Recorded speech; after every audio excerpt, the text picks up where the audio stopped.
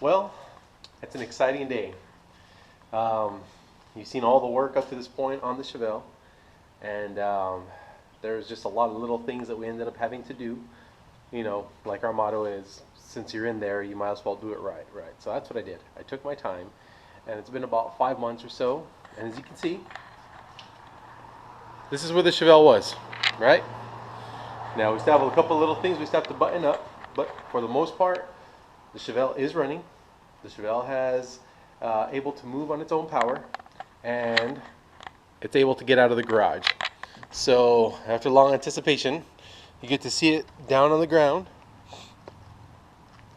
and it's been a long path to get it to this point once again.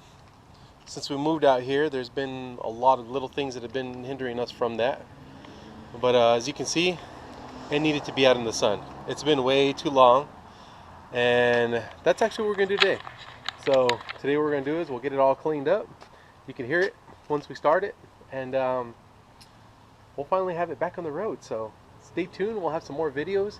We're planning on doing a lot of shows, hopefully in the near future. There was some recently just right down the road, so that'd be perfect.